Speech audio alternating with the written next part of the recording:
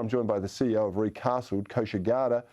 Kosha, the Democrats are soft on crime, they're soft on states. California is their petri dish, and it is turning into a rotten state of America. Look, yes, this looting issue that you're highlighting, Cory, is a direct outcome of policies that Californians have voted for. So there was, it was called Proposition 47 back in 2014. It passed by a vote of 60-40, which decriminalized shoplifting and petty theft, as you mentioned, and took it, reclassified it from being a felony to being a misdemeanor.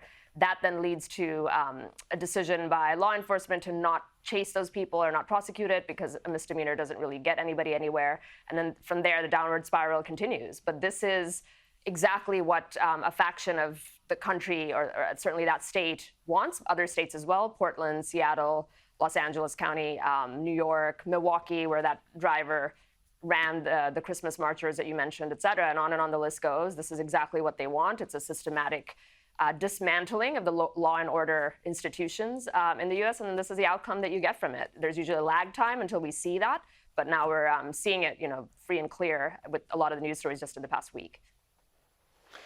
Kosha, the left respond to some of these claims by saying this is about equity. We're not prosecuting people because putting them in jail doesn't actually do anything for us, and they're doing this out of need. But needy people don't go and loot on demand in Louis Vuitton stores and to sell it. This is an orchestrated campaign, and it's as if the Democrats are trying to destroy the system by making lawlessness the law of the land, if that's no pun intended.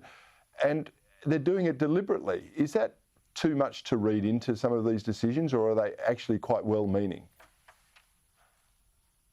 No, I think it absolutely is deliberate. It's sort of, there's just this fundamental difference or divide in the value system that undergirds that tenet of American society. So there's people who function by a belief system and evaluating people in groups. And if their belief system is that there is systemic injustice that needs to be recalibrated, and they're doing it through either decriminalizing these types of issues or prosecutorial things, such as the driver in the Wisconsin case. He was a career criminal. He had a long rap sheet, and he was repeatedly skipping bail and was out on it. And the prosecution, they chose not to prosecute him, not to indict him. So there's that. And then the media is sort of the third in that trifecta of providing cover or changing the narrative by trying to constrain and control what words can and can't be used. Can you call them looters or not? And how do you describe and characterize these things? So it absolutely is a concerted effort, and it all sits in that framework of, if you believe that the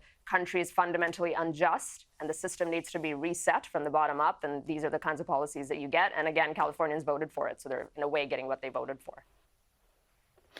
Yeah, unfortunately, there's a history here in the sense that we've seen cities which have become largely lawless, like New York back in the 70s and the 80s. It was picked up by Rudy Giuliani, the no broken window policy. It became one of the safest places, as far as I can tell, at late major city anywhere in the world.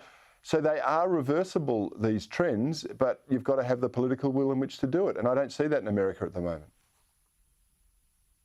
Yeah, I think you've hit the nail on the head. Law and order is, I think, going to be the issue in this upcoming election. It has been, it comes and goes, but I think if the types of things we've seen in this past week and the Rittenhouse trial and all these other things, if they continue, law and order is going to be it. And anybody who's willing to take the heat that's undoubtedly going to come their way from reframing this discussion will stand a chance, because there's a lot of support for it. A lot of regular, everyday Americans, especially in the suburbs, do not agree with this, do not like it in much of the country. And I think that's going to be a seminal issue that you're going to see in the elections in 22 as well as 24. Yeah, the people need to raise their voice. I always enjoy hearing your voice on Bernardi. Kosha Gada, thank you so much for your time tonight.